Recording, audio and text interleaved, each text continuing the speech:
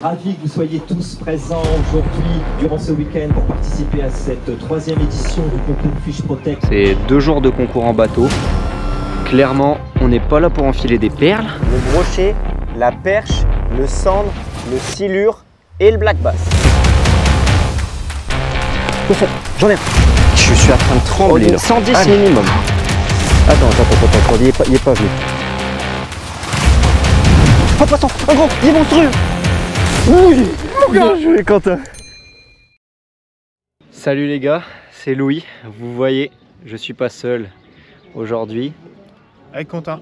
Il y a C'est moi. Quentin que vous avez déjà croisé une paire de fois sur les vidéos. Aujourd'hui, c'est particulier. On va passer 2 jours. C'est 2 jours de concours en bateau. Inédit pour moi, pour Quentin aussi. pour moi aussi. On est sur un lieu qu'on va totalement découvrir. Je vais essayer de vous partager le maximum d'images que je peux, vous faire vivre la compétition. Je vais mettre une partie de la compétition à profit de la vidéo. Donc j'espère que voilà, ça vous plaira. Pour vous dévoiler notre stratégie, je vais commencer par vous présenter la compétition. Cette compétition, elle est organisée par la Fédération de pêche du Nord sur le plus grand plan d'eau de notre département, le lac du Val-Joli. Pour vous donner un ordre d'idée, ça représente 180 hectares d'eau. Ce plan d'eau-là, il est pêchable du bord et on peut le pêcher aussi en barque à condition de louer des barques directement auprès du Val-Joli. Mais on peut en aucun cas descendre notre propre bateau sur le plan d'eau et ça a son importance. Parce que du coup, pour le pré-fishing, nous, on est passé à côté, on n'a pas loué de barque. On est arrivé là en totale découverte avec simplement quelques repérages sur Google Maps comme on a l'habitude de le faire. L'idée, c'était un peu de jouer avec le règlement et puis aussi de s'adapter en fonction des prises qu'il allait avoir pendant la compétition, d'adapter notre stratégie en fonction de ça. Concernant le règlement, on a pris le temps de l'analyser en long, en large et en travers. Ce qu'il faut retenir, c'est qu'il y a 5 espèces qui sont prises en compte. Le brochet, la perche, le cendre, le silure et le black bass. Pour le brochet, ils comptent tous. En dessous de 60 cm, ils sont coef 2. Au-dessus de 60 cm, ils sont coef 3. Concernant la perche, on a une maille à 20 cm. Au-dessus de 20 cm, coef 1. Pour le cendre, on a une maille à 50. Au-dessus de 50, coefficient 1. Pour le silure, on a une maille à 1 mètre. Au-dessus d'1 mètre, coefficient 1 également. Et pour le black bass, c'est une maille à 40 cm et au-dessus de 40 cm, c'est coef 1 aussi. Clairement, le règlement, il est orienté brochet et c'est normal, le concours existe pour alimenter une base de données qui sert à une étude scientifique sur le brochet spécifiquement. Je vous en ai déjà parlé dans une précédente vidéo, le brochet est considéré comme une espèce parapluie. Le concours va se dérouler sur 4 manches, donc soit 2 jours de pêche, 2 le matin, 2 l'après-midi. On part dans l'optique vraiment de pêcher exclusivement le brochet. On a pris quelques petites cannes à perche à côté, mais on veut rester bloqué sur le brochet. De toute façon, c'est ce qui, à notre sens, va rapporter du point. Et vous, qu'est-ce que vous auriez fait à notre place comme stratégie? Il est temps d'attaquer la première manche. Clairement, on n'est pas là pour enfiler des perles, hein. On veut gagner quand même. Le départ est donné. Vas-y, allez, mais... Oh non! C'est quoi ce start, Quentin, là? Qu'est-ce qui déconne? Il a pas branché la batterie? Non, mais regardez-moi ce start. Mon coéquipier, il branche pas la batterie. C'est quoi cette histoire? En tout cas, c'est beau. Hein. Poisson! Non, je déconne. On a repéré, là, du coup, il y avait quelques arbres devant. Tu vois, on s'arrête à peu près là où ils se sont arrêtés. Pas être trop proche. Et on s'avancera après. Là, il y a une cassure. T'avances pas trop, c'est le piège, on aurait de trop s'avancer. On commence notre strat, là on va peigner une bordure, forcément qu'on connaît pas, puisqu'on est sur un lieu totalement inconnu. Ça nous paraît pas trop mal, franchement. Il y a de la branche, il y a quelques végétations, et il y a surtout une cassure là, je le sens bien. Moi je pêche du coup... en fait, comme si je pêchais le cendre, en traction, à descendre sur la cassure. Et Quentin, lui, il est plutôt sur la cuillère, sont leur soft capot pour commencer. On fait 2 couches d'eau complètement différentes. Après, il n'y a personne en pleine eau. Hein. Après, à cette période, ils sont encore sur les bordures. C'est pas profond au bord et d'un coup, tu as une énorme cassure. Allez, moi je vais switch de l'heure. Je vais passer sur plus petit.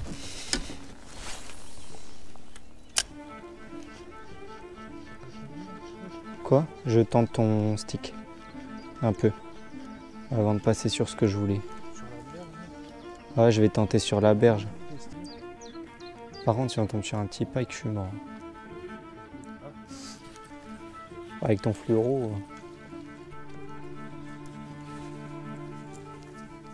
Ouais, je pense que là, le stick, ça sert à rien dans ces zones-là. Tu veux qu'on aille sur des zones moins profondes? On trouve pas grand-chose, hein, les gars, je vous le dis.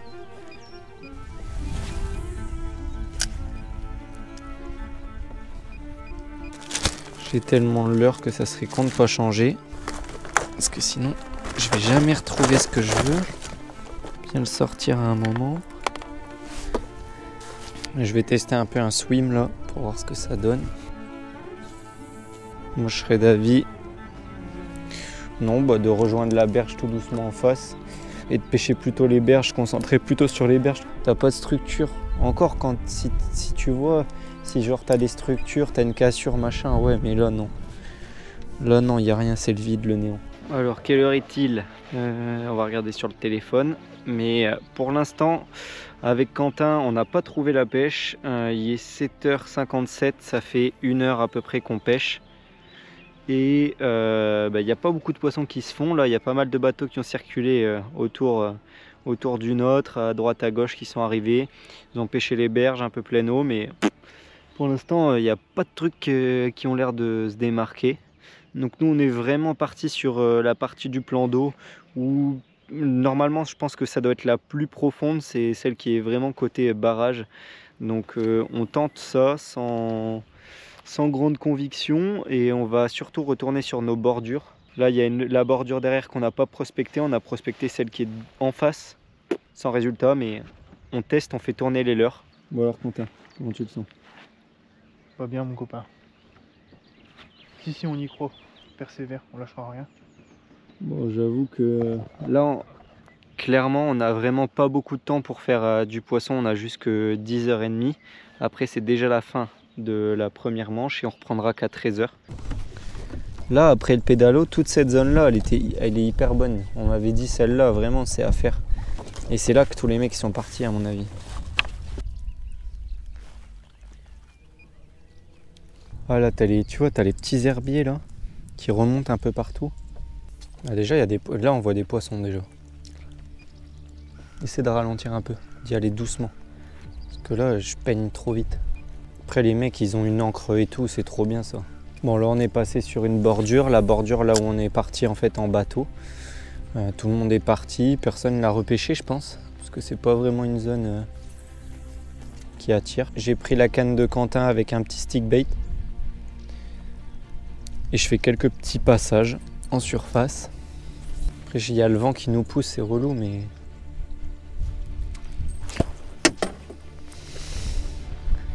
T'as vraiment une tape? Ils se font juste un délire. Oh vas-y, c'est hard.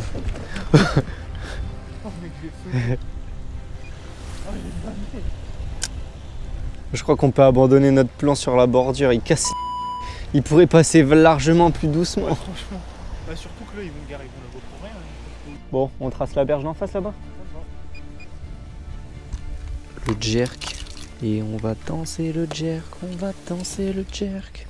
Il doit faire sensiblement la même chose que tout. Oh, je le sens bien là. Je sens bien ce leurre là, le jerk là comme ça. Il n'y a pas de pichon dans ce lac. Ils nous ont menti. On fait quoi? On avance, on passe les pédalos et tout là-bas et on va voir sur la zone qu'on s'était dit. Et là, il y a un plateau d'herbier, ça veut dire que là, de ce côté-là, normalement, ça doit être bon, là, si je pêche là.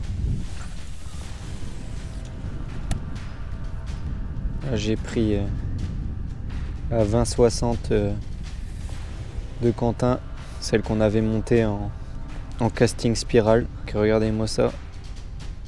Ça nage nickel juste au-dessus des herbiers. Si ça fait pas bouger un pike, je ne comprends pas. Là, il y a vraiment tout un tapis d'herbiers avec quelques herbes qui remontent. Ça fait des milliers de cachettes pour du poisson blanc et aussi des milliers de cachettes pour des pikes embusqués. Le matin, on sait qu'on peut venir. Le matin, à mon avis, ça c'est une bonne zone, tu vois, vraiment tôt. J'avoue que t'avais pas le droit, ça. On a dit pas de touche ratée aujourd'hui. Sur une animation tellement rapide en plus. Ouais, je vais changer, moi je vais mettre autre chose. Reste sur ton scanner si ça passe, puisque tu as au moins une table dessus. Bah, reste sur ton truc aussi, hein. Non, le mien il est trop lourd en fait. Bon, allez. Je vais sortir mon arme fatale. Parce que je sais. Ouais, mais on a au moins une piste. On sait que là, sur les herbiers, on a touché un truc. Et qu'il y a d'autres poissons qui se sont faits sur les herbiers. J'essaie de finir ces 2 petites minutes là qui restent avec Swing Impact, monté avec une tête plombée de 5 grammes, tout doucement. Encore un combo qui m'a rapporté un poisson au début de saison. Si vous avez suivi les vidéos un peu. Bon, c'est une femme première manche. On finit capot. Et bah ouais, fallait bien commencer par là. De toute façon, on s'y attendait. Et voilà, on tracte les perdants. Fin de la première manche. En arrivant à la mise à l'eau, on s'aperçoit qu'on est quasiment tous dans le même cas. Très peu de poissons capturés sur cette première manche. Donc on discute un petit peu avec tout le monde et on a un rapide classement. Seulement 3 brochets capturés sur la matinée et tous inférieurs à 60. Pour rien vous cacher, en arrivant le matin, on a subi quelques petits pépins. On a eu un problème sur la route, on a entendu un bruit, on s'est arrêté à plusieurs reprises sans constater rien sur la remorque ni la voiture. Et en arrivant près de la mise à l'eau et en sortant de la voiture, je m'aperçois que notre pneu de remorque a éclaté. Donc on a eu ça à gérer pendant le week-end. Vous verrez que ça a un impact et ça a aussi un impact sur la vidéo. J'ai parfois pas eu le temps de filmer certaines choses que j'aurais voulu. L'idée pour cet après-midi, c'est d'aller découvrir d'autres zones. Le lac est immense. On peut pêcher sur quasiment l'entièreté du lac. Comme on ne le connaît pas, on passe beaucoup de temps à naviguer de poste en poste, à essayer de faire plutôt du power fishing. L'idée, c'est de vraiment trouver les zones les plus intéressantes qu'on va pouvoir continuer à pêcher sur le reste du concours. Il est 13h30. On va reprendre la pêche pour la seconde manche. On va essayer de faire mieux que ce matin quand même. Il fait un peu plus chaud, on est t-shirt, short. J'ai sorti le bob du papy pêcheur. Si avec ça je fais pas du poisson.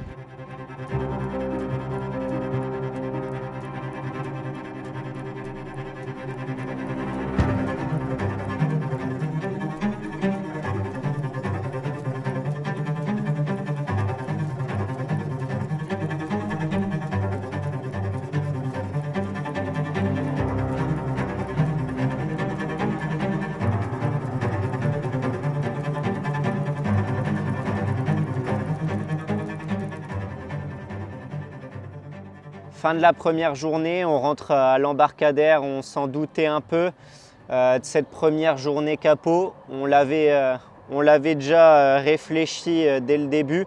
On savait que cette première journée, elle allait surtout être consacrée à chercher les bonnes zones, à construire un plan de bataille pour le deuxième jour. En plus de ça, on avait regardé avant le concours et on avait vu que le temps allait radicalement changer d'un jour à l'autre. Donc on a eu une première journée très chaude, qui n'était pas optimale honnêtement pour la pêche du brochet. Par contre, on allait se taper un gros orage cette nuit et un temps bien couvert avec du vent le lendemain. Et ça, généralement, c'est des conditions qu'on affectionne pas mal pour pêcher le brochet. Donc là, on a toutes nos cartes en main pour attaquer demain. Je tiens à remercier 2 personnes. Je vous avais promis que j'allais vous prendre un petit instant dans la vidéo. Je veux remercier Clément et Lucas. J'affiche leurs 2 Instagram ici qui nous ont généreusement invités pour passer la nuit au sec dans un mobil-home qu'ils avaient réservé. Nous, on avait prévu de dormir dans notre voiture.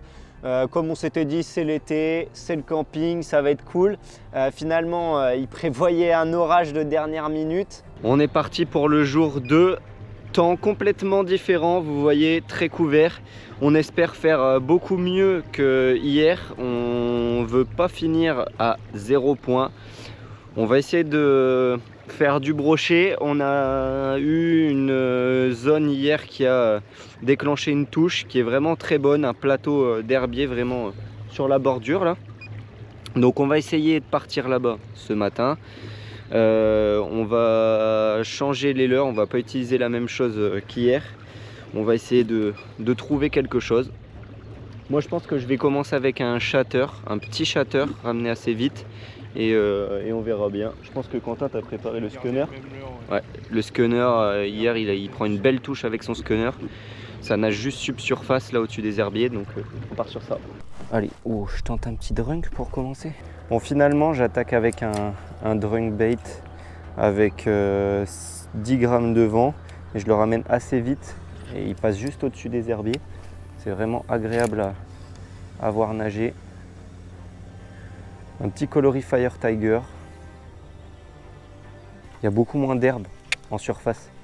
Du coup la zone elle est beaucoup plus pêchable. Bah il y a eu le vent. Et moi je le veux mon premier brochet là.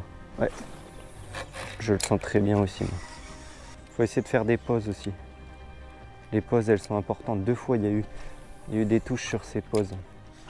C'est ici qu'on a eu une touche hier. Donc,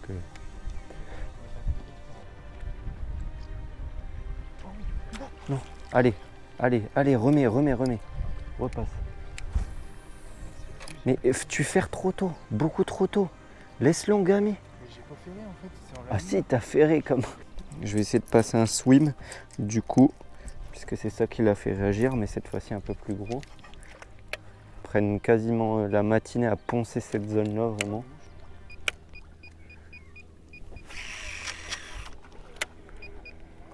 Ils vont refaire des vagues. Je sais pas si j'ai pas tapé dans un poisson là. Je vais repartir sur mon drunk bait. Mais non mais vas-y, ça va le faire, on va en faire un. Allez, on n'y pense plus. On a encore toute la bordure à dérouler. Mais ouais mais moi ça nage pas, hein. Je pêche à rien là. Je pêche pas moi. Bah si tu veux je gère le bateau. Mais ça va être pareil, hein. Tu vas jamais pêcher. Mais si tu veux essayer... Ouais mais en fait, bah, je me doute, hein. Il y a le vent, je sais bien mais... Sincèrement, c'est pas facile de maintenir le bateau correctement. Il y a énormément de vent, on n'a pas de système d'ancrage sur notre bateau, donc il faut tout faire manuellement. On essaie de se relayer avec Quentin pour se libérer les mains de temps en temps et pêcher correctement. Je prends la télécommande, je me mets à l'avant du bateau. Jusqu'à maintenant, c'est lui qui a obtenu les touches avec sa pêche, donc je me dis qu'il faut lui libérer les mains de façon à ce qu'il pêche le plus proprement possible et qu'il loupe pas les ferrages, parce que jusqu'à maintenant, il n'y a pas eu beaucoup de chance sur ça. Ça commençait à le ronger intérieurement. Je prends les rênes du bateau. Tu vas être plus efficace si j'arrive à vraiment bien te mettre. Ça te va pour pêcher la bordure là ou pas?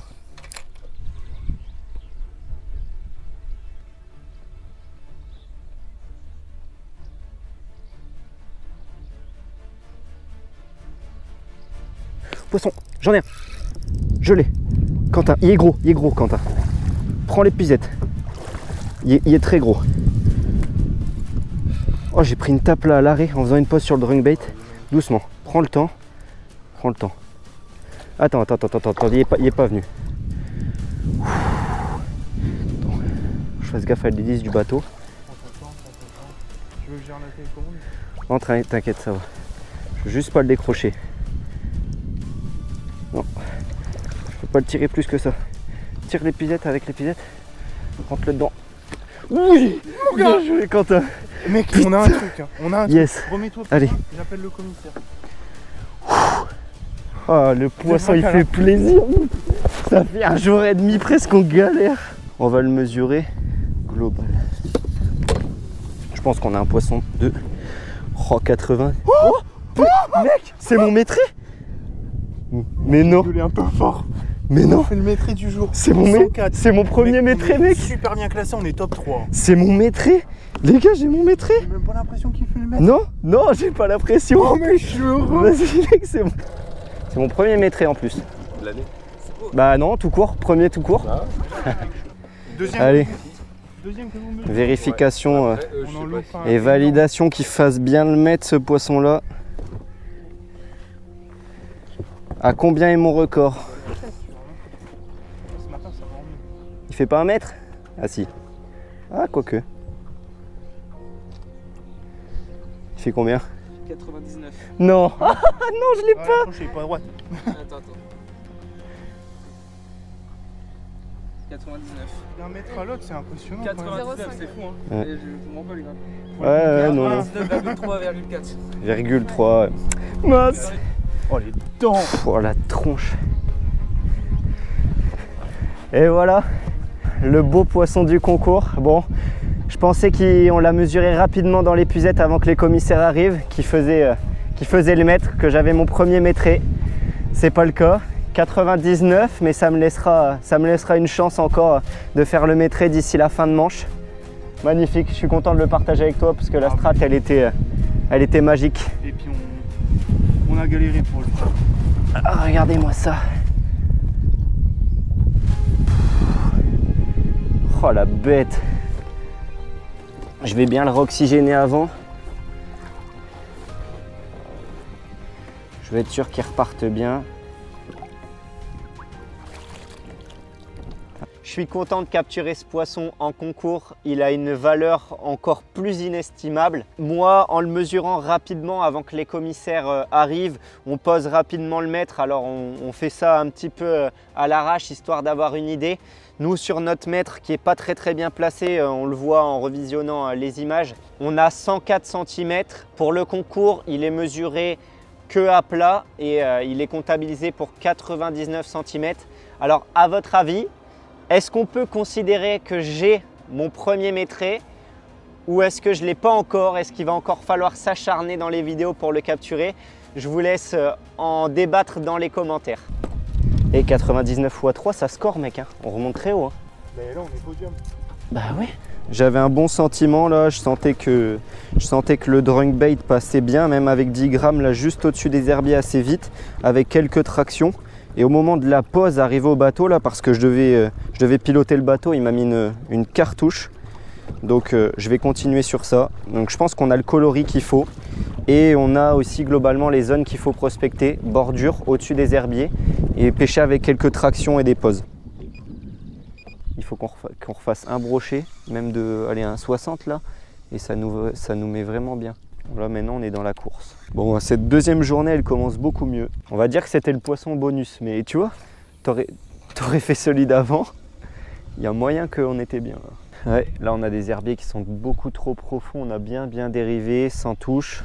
Actuellement il nous reste 1 heure de pêche pour la première manche du deuxième jour. On va repasser du coup sur la zone où où j'ai touché mon poisson et où Quentin a eu sa touche. On pense qu'il faut vraiment insister sur les zones. En tout cas, c'est ce qui a l'air d'avoir payé pour ceux qui sont pour l'instant numéro 1. Je crois qu'ils le sont toujours. Il y a, vous voyez, on va aller là-bas tout au bout. Il y a du boulot. On a remonté de façon à être quasiment aux embarcadères en fait, là où on va stationner le bateau pour le midi. On a une zone plus profonde, on sait que la pêcher vraiment comme on le faisait avant, ça sert à rien. Ah, par contre là il y a un beau poisson, là j'ai un écho qui est magnifique. Et poisson pas très profond, hein. Genre il est dans 2 mètres. Ah bon bah la cloche a sonné. Fin de manche, mec, on a géré. Oh, on a géré franchement. Bravo. On a géré un poisson, mais travail d'équipe.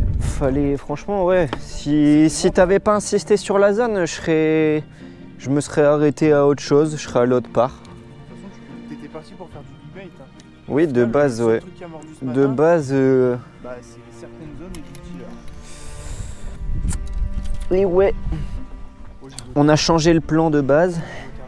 Bon, on n'était pas loin de la mise à l'eau là. On arrive à la pause du midi, bien confiant à la mise à l'eau. Je me dis qu'avec un poisson de 99, ça va être très difficile à battre. Je pense à ce moment-là avoir le big fish. Étant donné que sur toute la compétition jusqu'à maintenant, il n'y a eu que des petits poissons de capturer. Concrètement, si j'ai le big fish, on a 99 points multipliés par 3, plus un bonus de 50. Ça peut nous faire remonter très haut, donc j'ai hâte de savoir à quelle place on se situe. Mais je vais vite déchanter parce que en discutant un petit peu juste avant de manger, on apprend qu'il y a un poisson qui a été fait dans les dernières minutes de la manche. Et ce poisson-là, il mesure 110 cm. Il a été fait par l'équipe qui était jusqu'à maintenant première. Je perds les 50 points supplémentaires du Big Fish, mais je vais sûrement pas me laisser faire. Je compte bien remettre le couvert cet après-midi et cette fois-ci aller chercher plus gros que 110 cm. Il me semble qu'à la pause du midi, on était 4e. Et clairement, je me dis qu'il faut aller chercher encore plus gros que 110. C'est possible et c'est surtout, si on veut marcher sur le podium, va falloir aller chercher beaucoup plus gros. Ça tient qu'à un poisson. Rien n'est jamais joué à la pêche et encore plus dans une compétition. Gardez-le à l'esprit. Bon allez, on attaque cet après-midi. Bon, on tente cette zone là, il y a une cassure. Allez mec. Allez, on lâche pas. L'après-midi, on décide d'aller sur une zone qu'on avait repérée. En fait, on a été un petit peu observateur. On a vu que les premiers qui prenaient constamment des poissons sur toutes les manches passaient très souvent par un endroit, par une zone bien spécifique. On voulait comprendre surtout pourquoi cette zone-là était productive et pourquoi ils allaient régulièrement sur cette zone-là. Donc, ce qu'on a fait, c'est qu'on est allé dès le début de manche et en fait, on a rapidement compris ce qui se passait. C'est une des seules zones qu'on a vues avec un plateau. Et sur ce plateau-là, il y avait la moitié donc de la berge jusqu'à la moitié du plateau qui était rempli d'herbiers, qui remontait quasiment jusqu'en surface. Et ça s'arrêtait brutalement pour laisser une partie de plateau complètement vide avec du gravier au fond. Et je pense que ça constituait clairement une zone de tenue pour les poissons blancs. Donc on s'est mis directement d'accord avec Quentin. On s'est dit qu'on allait directement rester toute l'après-midi sur cette zone et la poncer. En long, en large, en travers, balancer, lancer, lancer, lancer. Les algues, elles s'arrêtent là, il y a une cassure quelque part là. Alors tu vois, 2 mètres, là on arrive sur les herbiers. Commence par toi, comme ça au moins tu auras le temps de sécher. Mais normalement, tu n'auras pas le temps de sécher parce que tu vas faire toute l'après-midi, parce que je vais capturer un monstre. Avec... Ah mais c'est pas parce qu'il y a des poissons qui ont été sortis ce matin qu'il n'y a plus de poissons sur la zone. Moi, je suis sûr qu'elle est hyper productive et qu'il y en a encore. Mec, ça fait déjà 2 jours que ça ponce, mec. Hier, il y a eu des poissons. Aujourd'hui, il y a encore eu des poissons. Je vois pas pourquoi cet après-midi, il pourrait pas y avoir de poissons ici. Je passe à la moustache rig avec un gros shad. On va essayer de faire tomber un gros, là. Si ça tombe pas au bout d'un certain temps, on va se rabattre sur tout l'inverse du petit et on va essayer de gratter des points avec des petits poissons. Il y en a qui ont réussi à remonter au score grâce à plein de petits poissons. C'est bien, là on dérive super bien, je trouve. Ouais, et je touche plus rien, le Ouais, je sais, mais c'est fixe.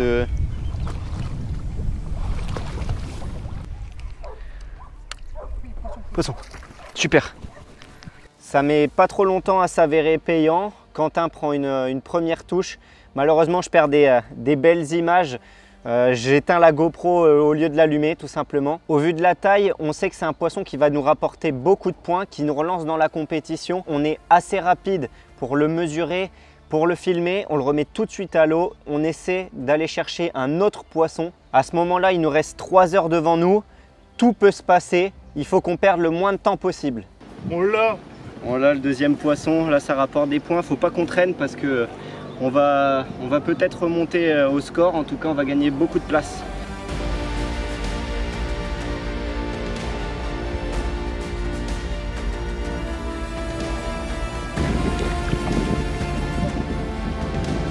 Ah, et bon, il est reparti. Il est reparti. J'ai pris une touche.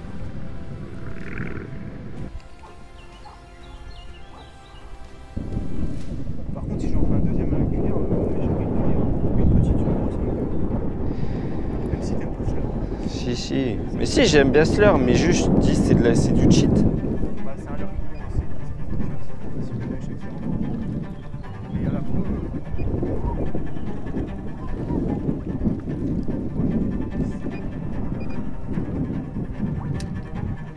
Oh poisson, un gros, il est monstrueux. Quand je vois la tête de ce poisson arriver, tout se passe très vite, mais j'en crois pas mes yeux. Et pour autant, je reste assez calme.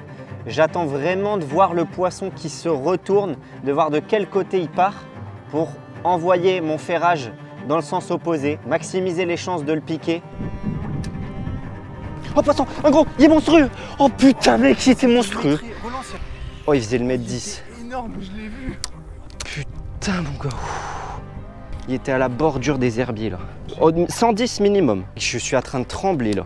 Allez, j'ai eu un pressentiment qu'il y a un truc qui suivait, je sais pas quoi. Là, le mec il est monté, il m'a vu, j'ai le poids au bout. Ah, je sais pas pourquoi il se pique pas ce genre de poisson là. Et là, je vois le leurre qui sort. Je pique pas ce poisson. Alors, c'est peut-être dû à une erreur de ma part. C'est plutôt même, je pense, un choix. C'est le choix de mettre qu'un seul triple sur ce genre de gros leurre. Je le fais dans un premier temps pour abîmer le moins possible les poissons, mais aussi quand le poisson a l'épuisette, m'éviter quelques galères et des hameçons dans les doigts par exemple. En tout cas, ce poisson-là, il me donne vraiment beaucoup d'espoir. Je me dis que 110, c'est largement possible de le faire en insistant avec les gros leurres. Ça me réconforte dans cette idée et il me reste encore 2 heures devant moi.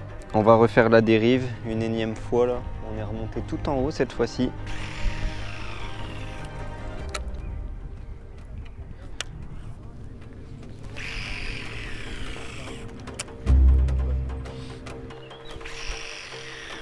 Désolé. Désolé. Non mais j'en ai mis pas mal, mais c'est vrai que je l'ai pas utilisé finalement beaucoup la biglette. Bah tu sais quoi? C'est la première fois que je reste vraiment genre en bateau, tu vois, en flotte sur vraiment une zone sans trop bouger. Et franchement j'ai kiffé, j'ai pas vu le temps passer.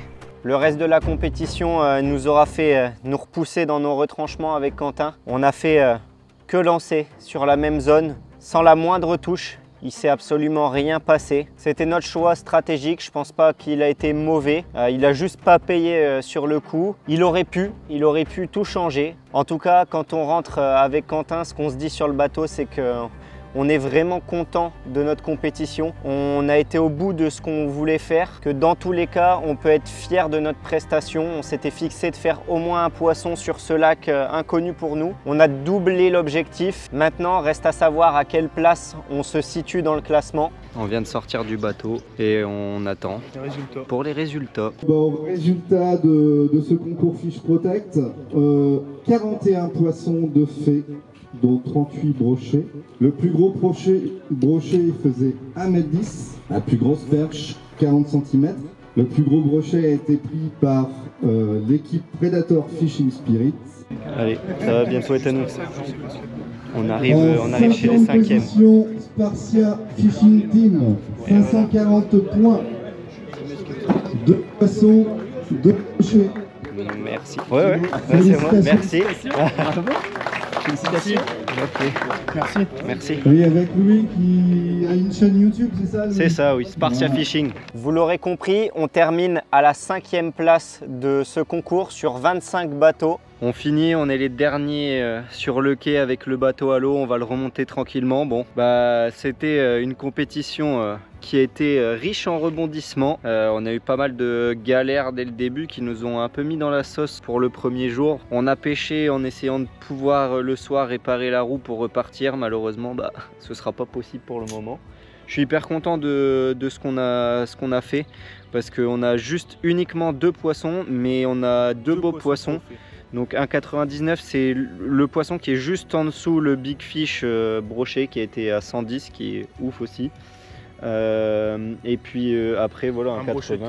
Voilà, correct. Et après bon bah voilà, si je vous fais pas de dessin, je pense que vous verrez, vous avez vu l'action. Je loupe un très gros poisson, peut-être le Big Fish. Donc il y aurait peut-être même rapporté 50 points en plus. C'est vrai qu'on a fait un peu les calculs. Si jamais je faisais ce poisson de maîtrise, on était top 3. Donc c'est tout, on passe à côté, c'est la pêche. Peut-être que ceux qui étaient top 3 ou en dessous ont loupé aussi des gros poissons. Je tiens à féliciter toutes les équipes qui ont participé, qu'elles soient capot ou pas capot. Et particulièrement l'équipe qui a terminé à la première place. Elle a été vraiment au-dessus en termes de poissons. Elle a été très régulière. Et franchement, bravo les gars pour cette victoire. En tout cas, on a eu des beaux lots. Franchement, ça fait bien plaisir. On a eu pas mal de cartes cadeaux qui vont nous permettre d'investir dans du matos. C'est rare qu'on ait des si grosses dotations sur des concours. Donc, ça a souligné. Donc, bah voilà, merci au travail de la fédération, aussi à cette étude qui est du coup menée sur ce lac. Et puis normalement en octobre, nouvelle édition, donc je pense que on essaiera d'être de retour et puis de vous proposer encore un beau contenu. Merci à tous d'avoir suivi la compétition. Il est temps de me soutenir et de vous abonner à la chaîne YouTube. Ça vous permettra de ne pas louper les prochaines aventures et je vous prépare beaucoup de vidéos pour cet été. C'est le début des pêches estivales qui arrivent. J'attends de pouvoir échanger avec vous dans l'espace des commentaires sur toutes les questions que vous pouvez avoir, que ce soit sur le matériel, que ce soit sur la stratégie de compétition ou simplement votre avis sur la vidéo. Il compte énormément pour moi. C'était Louis. Ciao, ciao!